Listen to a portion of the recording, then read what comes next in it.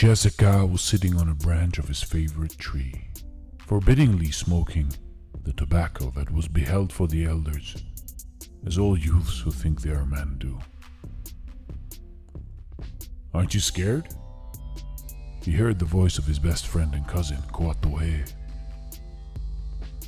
Jessica acted like he didn't know what his cousin meant. "What are you talking about? And why are you sneaking up on me like a squirrel?" But he knew exactly what Koatoe was referring to. Tonight was his night, the night he would become a man. He had just turned 13 years old, and tonight was his rite of passage.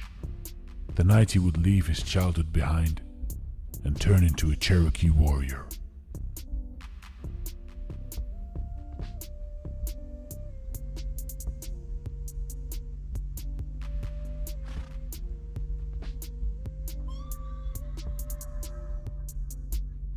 Scared? I've been looking forward to tonight since 13 years, you little coward. Koatoe laughed out loud because he knew his cousin was bluffing, and then passed him some tobacco he had rolled in a leaf. "I may be a year younger than you, brave warrior," pausing to laugh again, "but I still know that I am terrified of my rite of passage, and I know that you are too right now." Jessica tried to look seriously for a second, but then his face turned into a smile, while his gaze fixated to the distant lands in front of him. Cherokee land, their land. For generations and generations, brave Cherokee warriors hunted, protected their kin, and fought off other tribes.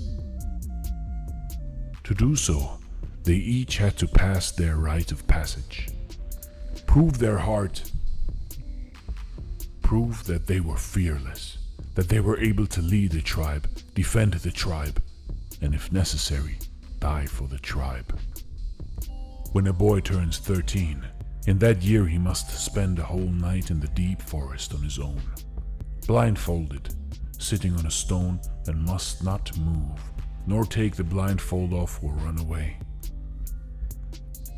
It sounded childish at first thought, but only at first thought. He would be deep in the forests, a dangerous place full of wolves, bears, snakes, maybe hunters of other tribes, or even these white men who were from a place far away and could not speak the language of the lands. On his own, and far away from his tribe, he would have to prove that he had it in him. And what he didn't tell his cousin Koatoe was that he was terrified to the bone. But he didn't have a choice. It had to be done. And his father had chosen tonight, the night of the big moon, and he would also be the one who would lead him blindfolded into the forest and then leave him there overnight. Once the boy survives the night, he is a man. He cannot tell the other boys of his experience. Each boy must come into his own manhood. 2 hours later, the sun started to go down, and his father met him in front of their tent. Usually affectionate and kind, he suddenly had a serious and unforgiving face and stood there nodding his head in approval as he saw his son approaching. Jessica saw his mother and saw her tears in her eyes, but stopped looking at her after a few seconds, afraid that he too would shed a tear. The whole tribe had gathered. He saw Sekuya, his uncle and father of Koatoe. Atakulakula, the big chief of the tribe, was there, and he also recognized his friends, Waya and Atsadi. With a firm grip, his father held him by the shoulders and blindfolded his eyes. What struck him the most was the silence, and how seriously everyone took this occasion, making his heart beat even more. Jessica was now so scared like never before in his life, and just prayed to the gods in the sky that he would survive the night and become a warrior, Yes, a warrior. Wasn't that what he wanted to become? Make his father proud, his mother proud, and make the whole tribe look up to him. The thought of wearing the mark of the warrior on his face made him happy for a while and clouded out the negative thoughts he had had the days prior. After walking for what felt like eternity, his father told him to turn around and sit. He did just as he was told, and there behind him was the big stone of the warriors, where he would spend the night. Without saying a word, his father disappeared, and after several minutes, he knew he was on his own. The boy was terrified. He could hear all kinds of noises. Beasts were all around him. Maybe even some human would hurt him. The wind blew the grass and the earth, and it shook his stump, but he sat stoically. Even as he heard the wolves howl, he stayed there, blindfolded and didn't move an inch. When he heard the grizzly breathing down his neck, he didn't flinch.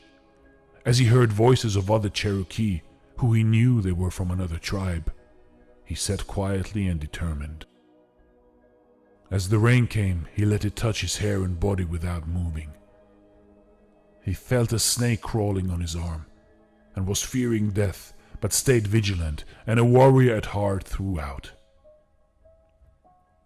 Finally, after a horrific night, the sun appeared and he removed his blindfold. It was then that he saw his father, sitting on a stone next to him, at watch the entire night. "Father," Jessica said.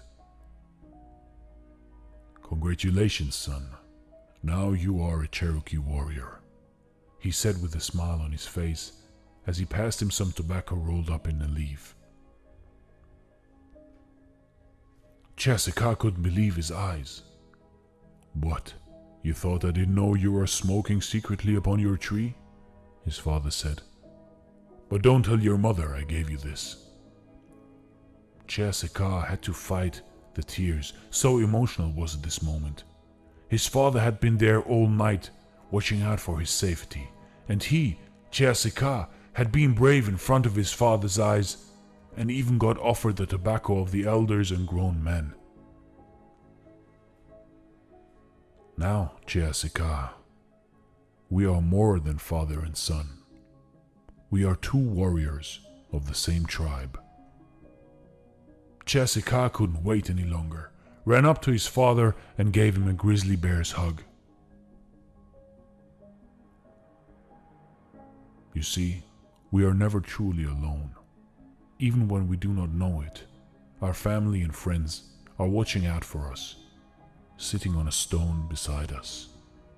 In their thoughts, in their dreams, in their prayers, they are with us. You are never truly alone, no matter how bleak